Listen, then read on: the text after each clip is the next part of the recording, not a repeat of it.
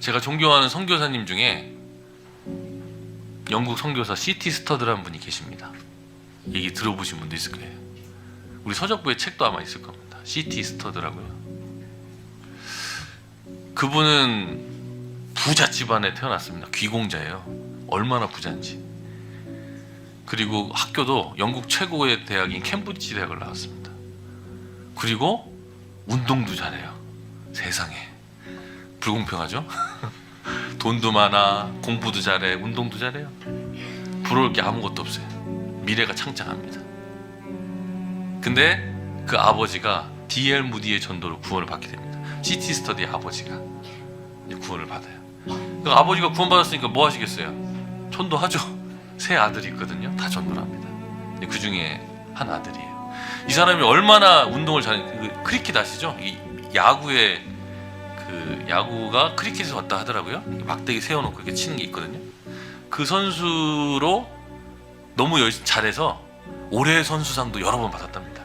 그래서 영국의 크리켓 박물관에 그 사람 이름도 있어요. 제가 그 다큐멘터리 봤습니다. 그렇게 유명한데 이 사람이 아버지 전도로 구원을 받게 됩니다.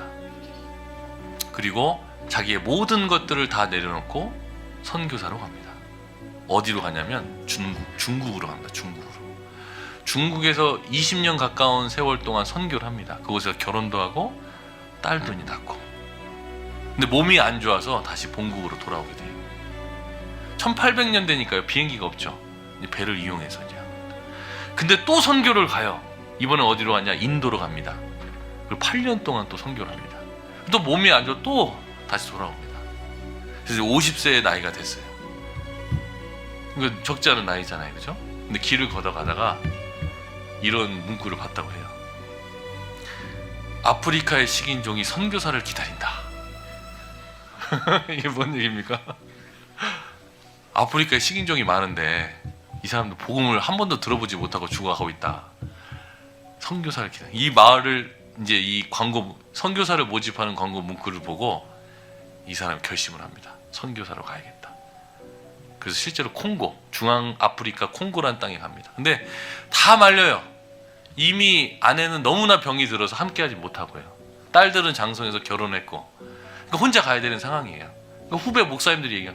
아니 굳이 거기까지 갈 이유가 뭐가 있습니까?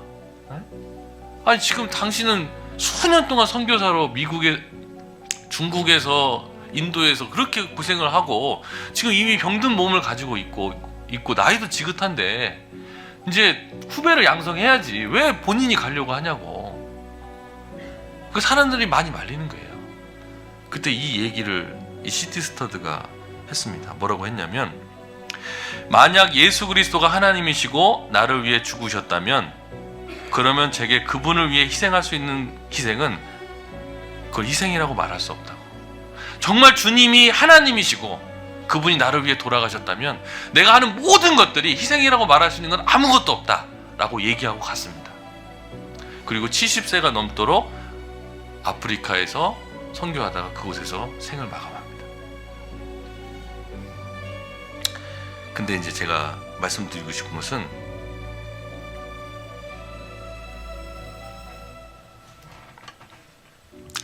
그분이 이제 시를 졌어요. 시를 이제 인터넷 지금 나오는데요. 한 번뿐인 인생이라는 시를 썼습니다. 제가 읽어드릴게요. 그 생각이 머릿속을 떠나지 않네. 오직 한 번뿐인 인생 속히 지나가리라.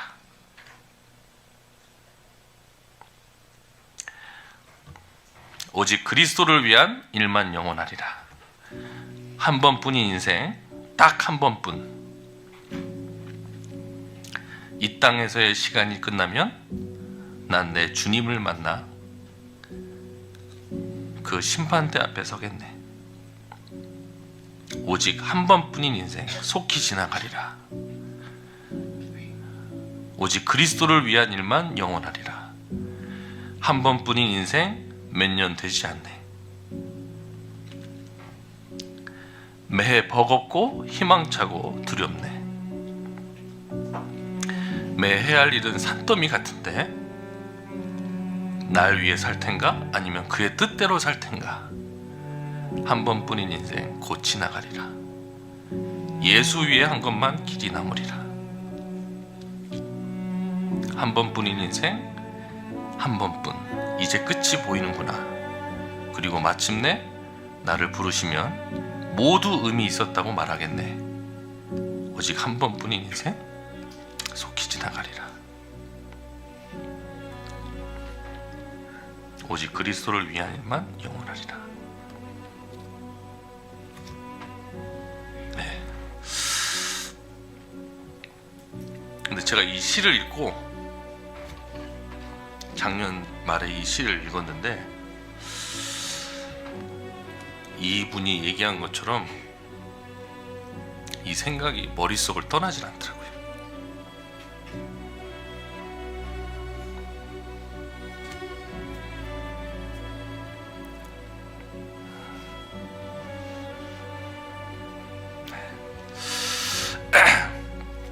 우리가 믿는 하나님이 살아계신 하나님인데 우리가 믿고 있는 건 진리를 믿고 있는데, 그리고 분명한 것은 이 생은 언젠간 끝나고 주님 앞에 설 것이 확실한데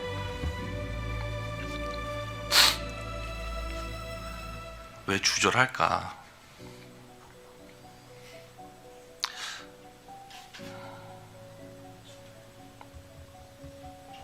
왜 순종하면서 살지 못할까? 이 생각을 하면 참 주님께 죄송해요. 그리고 뭔가 바뀌어야 된다. 더 이상 이렇게 살면 안 된다라는 생각을 하게 됩니다.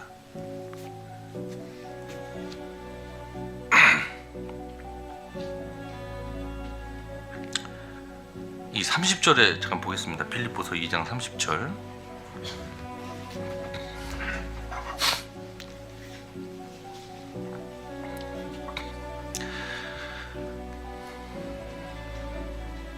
저가 그리스도의 일을 위하여, 이 저는 에바브로디도 형제님을 말합니다. 저가 그리스도의 일을 위하여 죽기에 이르러도 자기 목숨을 돌아보지 아니한 것은 나를 섬기는 너희의 일에 부족함을 채우려 함이니라. 이것은 에바브로 형제님의 인생을 종합한 겁니다. 죽기에 이르러도 자기 목숨을 돌아보지 않았습니다. 왜냐하면 그리스도의 일을 위하여. 제가 말씀을 드렸지만 이건 특별한 게 아니죠. 구원을 받았다면, 살아계신 하나님을 믿고 있다면 이건 너무 정상이죠. 그렇게 생각하십니까? 네. 너무 정상이죠. 생각해 보세요. 우리는 천국에 갈 겁니다. 그리고 한 사람 한 사람 성도들이 모든 역사 가운데 구원받은 성도들 앞에 소개를 받을 거예요. 그리고 그 사람이 주를 위해서, 복음을 위해서 뭘 했는지가 다 알려질 겁니다. 그리고 만일 우리가 이런 소개를 받는다면 여러분들의 이름을 여기 한번 넣어보세요. 아무개가 그리스도를 위하여 죽기에 이르러도 자기의 목숨을 돌아보지 않았습니다. 주님을 섬기기 위해서, 성도를 섬기기 위해서 죽기에 이르러도, 복음을 전하기 위해서 죽기에 이르러도 자기의 목숨을 돌아보지 않은 형제님입니다.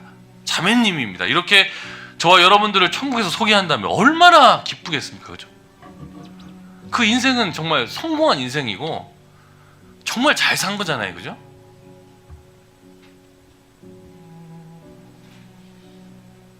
그리고 그것은 정말 정상적인 삶이고 하나님의 은혜를 갚는 길일 겁니다.